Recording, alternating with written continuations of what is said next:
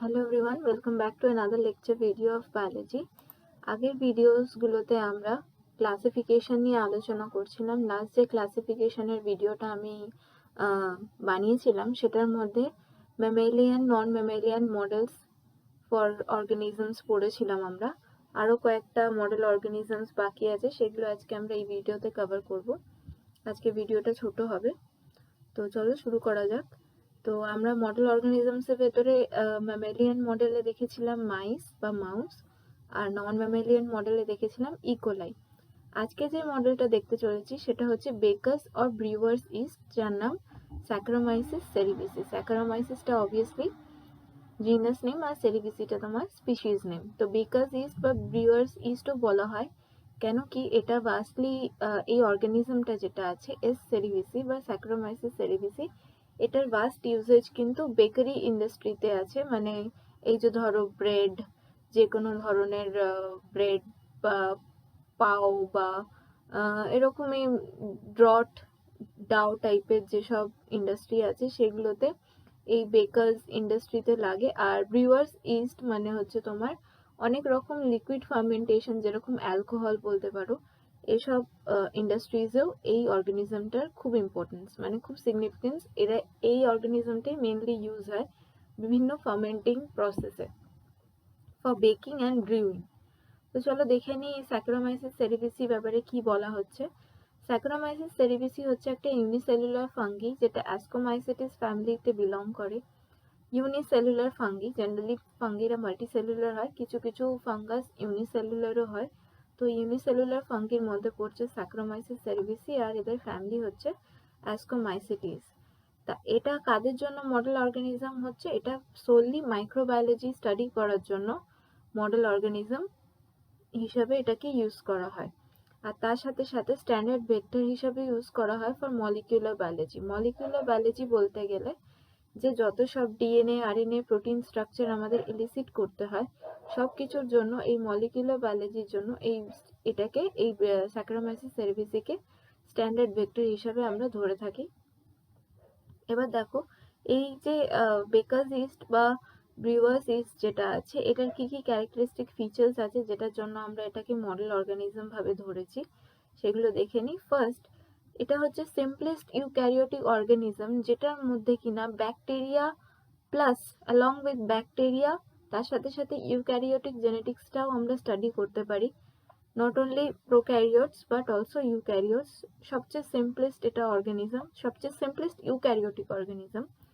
তারপরেরটা হচ্ছে অনেক এসেনশিয়াল প্রসেসেস যেগুলো ইস্ট আর হিউম্যানের মধ্যে সেম। ইস্ট মানে এই ব্রিউয়ার্স ইস্ট, এই অর্গানিজমটা আর হিউম্যানের মধ্যে অনেক প্রসেসেস কিন্তু same.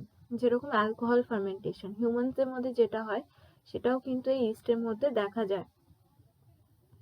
Easy to culture and maintain, মানে এটাকে কালচার করা, গ্রো করানো আর মেনটেন করা খুব ইজি। এদের লাইফ স্প্যান খুব শর্ট হয়। এদের টোটাল ক্রোমোসোম নাম্বার হচ্ছে 16। এদের একটা মাইটোকন্ড্রিয়াল জিনোম আছে, একটা প্লাজমিড আছে, আর দুটো মাইক্রোমিটার সার্কেলে। ঠিক আছে, একটা কি আছে, এদের 16খানা ক্রোমোসোম আছে ফার্স্ট, সেকেন্ড মাইটোকন্ড্রিয়াল জিনোম, আর একটা যে প্লাজমিড আছে দুটোরই 2 মাইক্রোমিটার সার্কেল, মানে circular DNA with diameter of 2 মাইক্রোমিটার্স। ঠিক আছে, এরপরে দেখো যেটা বলছে, এটাকে খুব ইজিলি ট্রান্সফর্ম করা যায়। ইজিলি ট্রান্সফর্ম করা যায় মানে জেনেটিক্যালি ম্যানিপুলেট আমরা করতে পারি মোর দ্যান রেপ্লিকেটিং প্লাজমিড। মানে রেপ্লিকেটিং প্লাজমিড বলে যে অর্গানেলিটা হয় বা যে প্লাজমিডটা হয়, সেটার থেকে খুব ইজিলি আমরা ট্রান্সফর্ম করে দিতে পারি যে কোনো ইস্টকে, যাতে ওটা আমাদের ডিজায়ার্ড ফাংশন আর স্পেসিফিকেশনস দিতে পারে। হ্যাপ্লয়েড জিনোম যেটা হয় এদের, এই যে ব্রিউয়ার্স ইস্ট বা বেকার্স ইস্ট বা স্যাকারোমাইসিস সেরিভিসিস যে হ্যাপ্লয়েড জিনোম মানে টোটাল যে জিন লেন্থটা, প্রত্যেকটা অর্গানিজমের একটা পার্টিকুলার জিন লেন্থ আছে, মানে যে জিনটা কতটা লেন্থের, সেই জিন লেন্থটার যদি আমরা হাফ করি সেটাকে বলা হয় হ্যাপ্লয়েড জিনোম বা হ্যাপ্লয়েড জিন লেন্থ। ঠিক আছে, তাহলে এই হ্যাপ্লয়েড জিনোমটা কত লম্বা হয় দেখো, 12,500 কেবি। আর কমপ্লিট জিনোম সিকোয়েন্সটাও কিন্তু আমরা জানি, মানে পুরো জিনোমটা কিরকম দেখতে, কোথায় কোথায় কি সিকোয়েন্সেস আছে, কতটা লম্বা, কি কি কাজ করে, এই প্রত্যেকটা ইনফরমেশন আমাদের কাছে আছে, মানে ওয়েল স্টাডিড। ক্রোমোজোমস যেটা আছে সেটা সিম্পল সেন্ট্রোমিয়ার থাকে একটা ক্রোমোজোমের মধ্যে, আর টেলোমিয়ারও থাকে, যেগুলো হায়ার ইউক্যারিওটসের মধ্যে দেখা যায় না।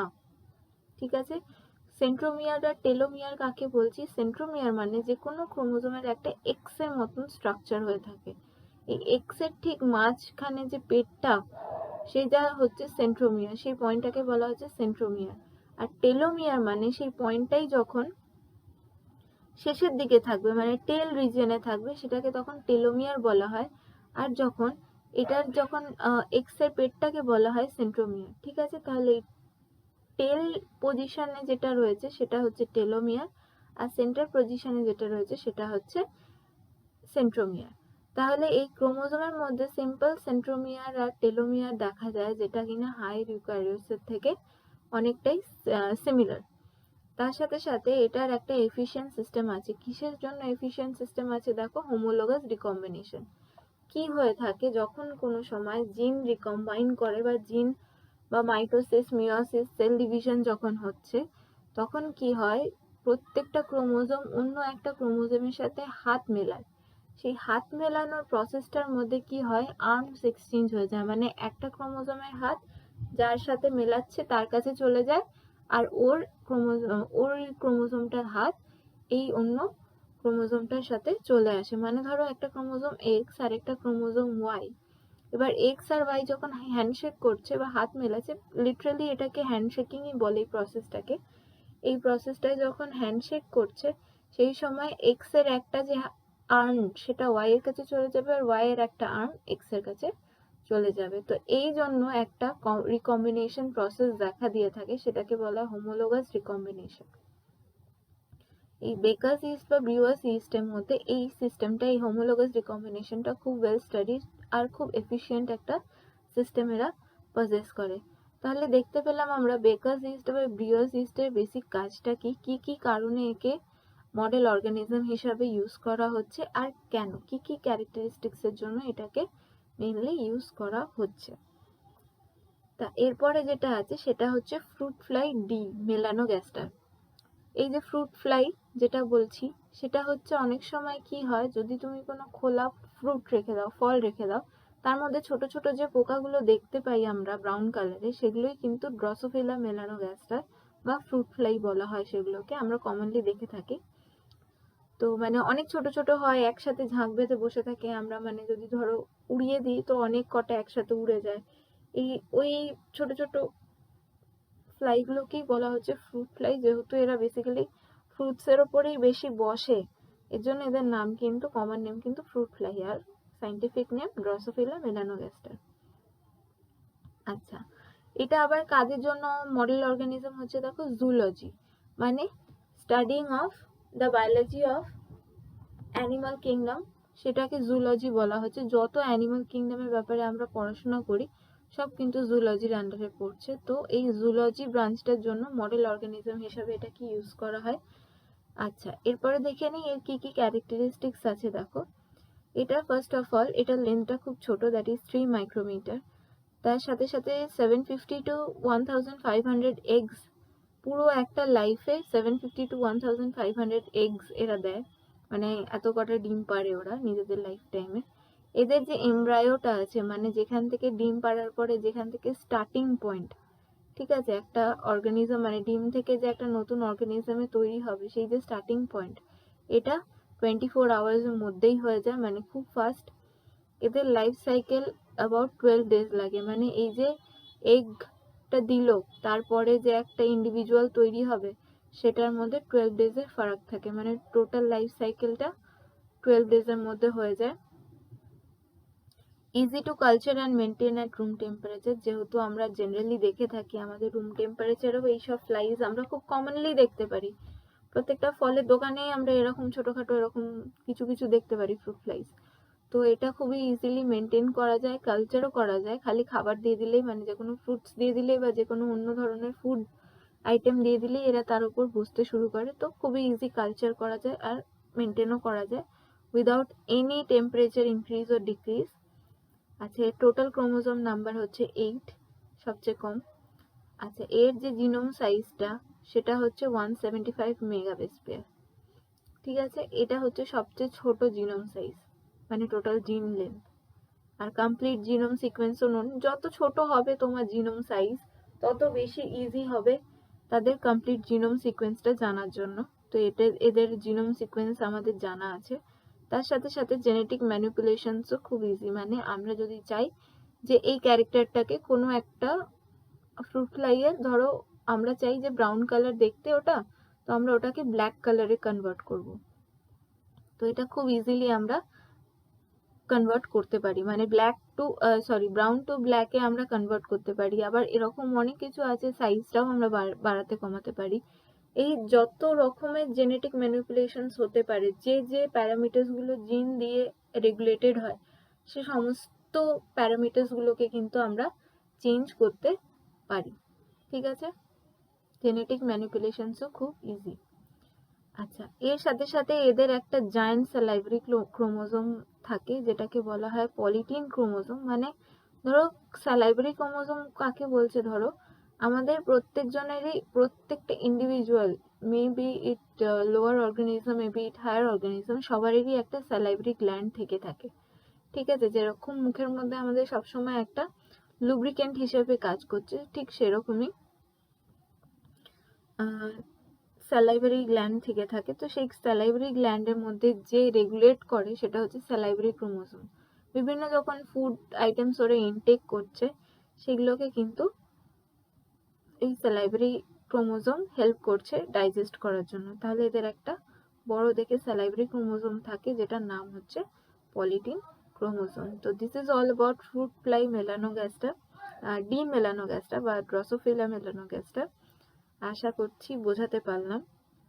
আচ্ছা, এইগুলো হচ্ছে ক্যারেক্টারিস্টিক্স। আর যদি এখানে এরকম কোয়েশ্চেন আসতে পারে, এখানে ক্যারেক্টারিস্টিক্স গুলো নাই আসতে পারে, এখানে যেটা আসতে পারে সেটা হচ্ছে name a model organism for zoology. তাহলে তোমাকে এখানে বলতে হবে ড্রসোফিলা মেলানোগ্যাস্টার, বা যদি এই নামটা মনে না থাকে তাহলে ফ্রুট ফ্লাই। এগুলো ওই মাল্টিপল অপশনস যে কোয়েশ্চেনটা থাকে তোমাদের, সেখানেও আসতে পারে।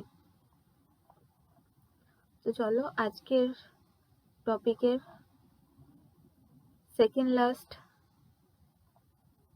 সাব টপিকটা পড়ে নি, সেটা হচ্ছে নিম্যাটোড সি এলিগেন্স।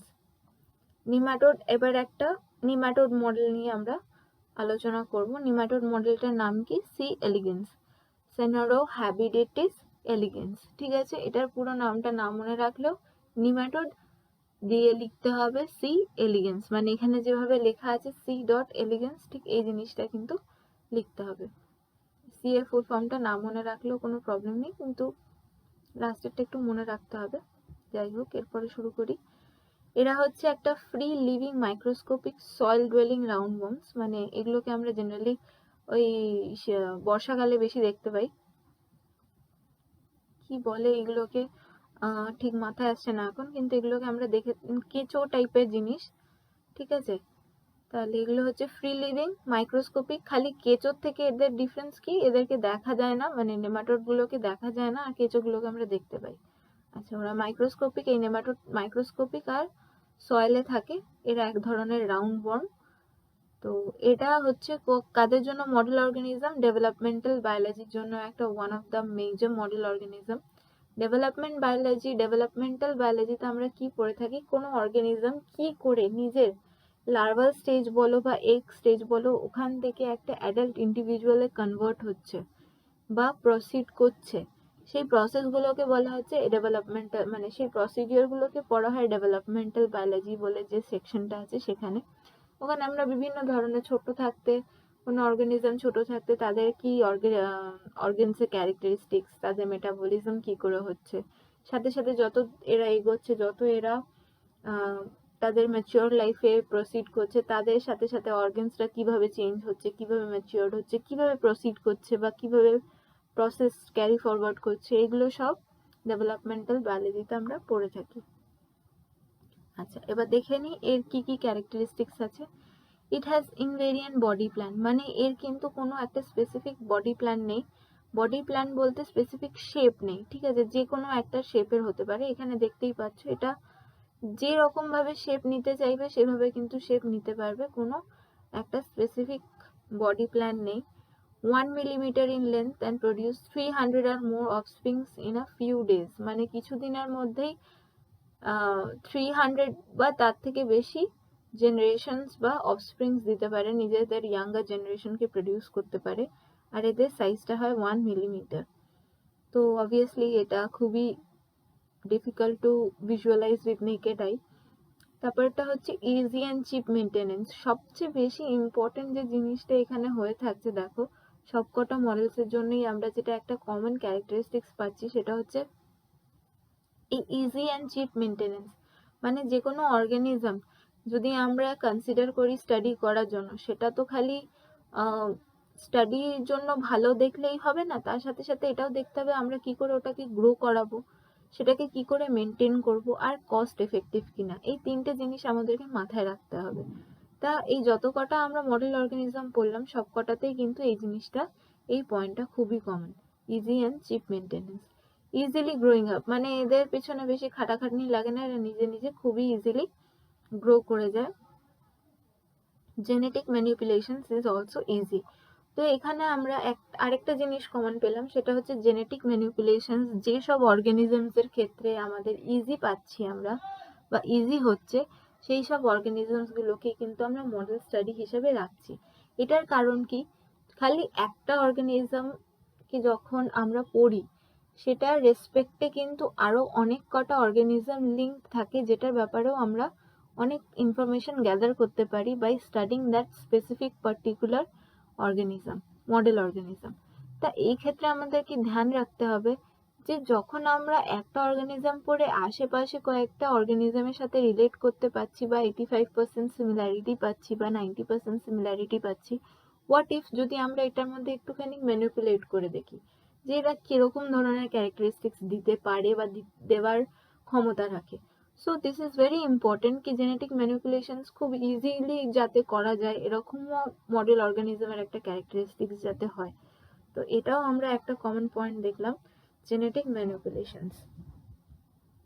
ঠিক আছে, এখানে একটা ছবি আছে, এ থ্যালিয়ানা থিয়ালানা, থিয়ালানাই বলতে পারো, থ্যালিয়ানা থিয়ালানা, আচ্ছা ঠিক আছে, এ থিয়ালানা।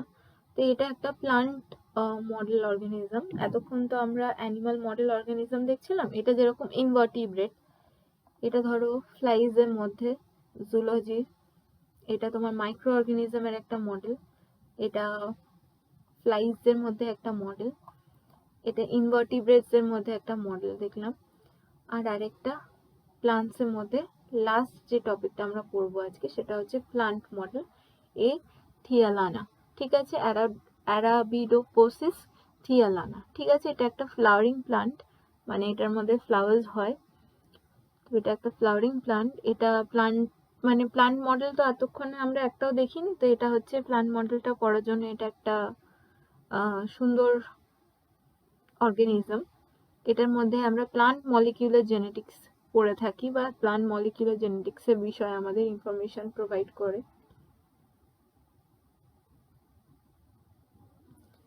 তো চলো দেখে নিই এটার কি কি ক্যারেক্টারিস্টিক্স আছে। ফার্স্টে আছে স্মল সাইজ প্লান্ট, মানে গাছ বেশি বড় হলে মেনটেন করা খুব চাপ হয়ে যায়, এর জন্য এই প্লান্টটার সাইজটা কিন্তু স্মল।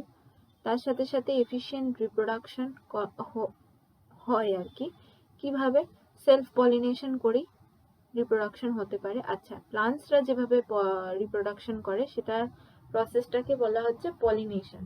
মানে মেল কিছু স্ট্রাকচার্স থাকে প্লান্ট ফ্লাওয়ারের মধ্যে, কিছু ফিমেল স্ট্রাকচার্স থাকে। মেল ফ্লাওয়ারের মধ্যে থেকে যে পোলেন গ্রেন বলে একটা গ্যামেট তৈরি হয়, সেটা যায় হচ্ছে ফিমেল পার্ট অফ দ্য প্লান্টে, ফিমেল রিপ্রোডাক্টিভ স্ট্রাকচারে, সেইখানে গিয়ে তারপরে তোমার একটা জাইগোট তৈরি হয়।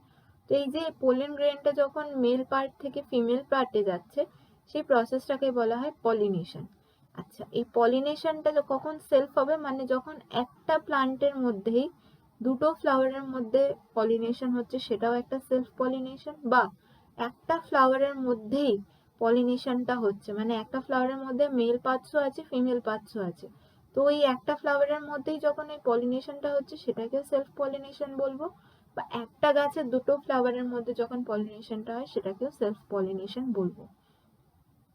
তাহলে দেখো এটাকে কি বলছে, এটা অলরেডি একটা স্মল সাইজের প্লান্ট, তার সাথে সাথে এরা নিজেদের সেলফ পলিনেশন করে রিপ্রোডাকশন করতে পারছে। কোনো ক্রস পলিনেশন বা কোনো ম্যানুয়াল পলিনেশন বা আর্টিফিশিয়াল পলিনেশন কিছু লাগছে না। এদের ছোট ছোট সিডস থাকে, এটা আরো বেশি ইম্পর্টেন্ট জিনিস, কারণ যত ছোট সিড হবে তত তোমার ভিয়াবল হবে, তত তুমি সেটাকে মেনটেন করতে পারবে, আর তত প্ল্যান্ট করতে ইজি হবে, জায়গা কনজাম্পশনটা অনেক কম হবে।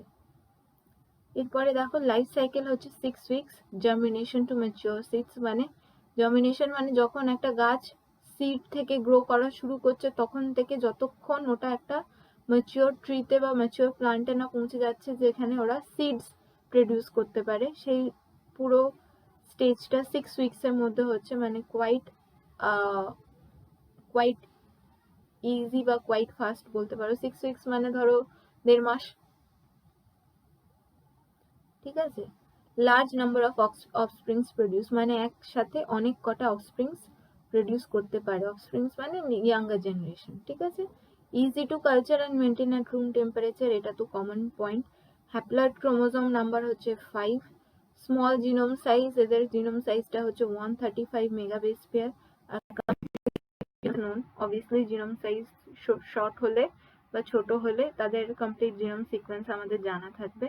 Genetic manipulations is easy, has specific defense mechanism of plant pathogen resistance। আচ্ছা, এখানে আমার একটু বলা আছে যে প্রত্যেকটা প্লান্ট আর প্রত্যেকটা অর্গানিজমেরই একটা স্পেসিফিক ডিফেন্স মেকানিজম থাকে, যেটা দিয়ে ওরা বিভিন্ন রকমের রোগ বা কোন রকমের ইনফেকশনকে সার্ভাইভ করে, ঠিক আছে। এটাকে বলা হয় স্পেসিফিক ডিফেন্স মেকানিজম বা প্যাথোজেন রেজিস্ট্যান্স। মানে ধরো কোনো মাইক্রো অর্গানিজম এলো ওই প্ল্যান্টের মধ্যে বা যে কোনো অর্গানিজমের মধ্যে, ওই প্ল্যান্টটা বা ওই অর্গানিজমটা কি হলো ইজিলি ডিজিজড হবে না। একটু হয়তো সিমটমস দেখা যাবে, একটু হয়তো প্রবলেম হবে প্ল্যান্টের ক্ষেত্রে, প্ল্যান্টের বা অর্গানিজমের হেলথের ক্ষেত্রে, বাট কোনো রকম ভাবে ওই ডিজিজটা ফুললি শো করবে না বা ফুললি কোনো রকম ভাবে ড্যামেজ করতে পারবে না। এই যে পাওয়ারটাকে, এটাকে বলা হয় প্যাথোজেন রেজিস্ট্যান্স। আর এটা সোললি করা হয় হচ্ছে স্পেসিফিক ডিফেন্স মেকানিজম দিয়ে। মানে একটা যেরকম ইমিউন সিস্টেম দিয়ে আমাদের বডি ইমিউন হয় বা রোগ বা ডিজিজকে ফাইট করে, ঠিক সেরকমই একটা ডিফেন্স মেকানিজম থাকে প্লান্টসের ক্ষেত্রেও, যেটা এই প্যাথোজেন রেজিস্ট্যান্স দেয় বা কনফার করে, যেটার জন্য ডিজিজেস জেনারেলি হয় না। তো এই ডিফেন্স মেকানিজমটা যখন থাকছে দেখো, তাহলে যদি একটা আউটস্প্রেডও হয় বা আউটব্রেকও হয় যে কোনো ডিজিজেস, তাহলে এরা নিজেরা নিজেদের সেলফ ডিফেন্স করতে পারবে, বাইরে থেকে আর কোনো তোমাকে আউটপুট দিতে হবে না। তো that will be very cost effective as well. তো এদের এই পয়েন্টটা খুব ইম্পর্টেন্ট। তার সাথে সাথে এদের এফিশিয়েন্ট ট্রান্সফরমেশনসও হতে পারে বাই ইনসার্টিং অ্যাগারোব্যাকটেরিয়াম টিউমেফেসিয়েন্স। এটা আবার আরেকটা ধরনের প্লান্ট, তো এটাকে ইনসার্ট করে আমাদের অনেক রকম ট্রান্সফরমেশন রেজাল্টস আমরা পেতে পারি।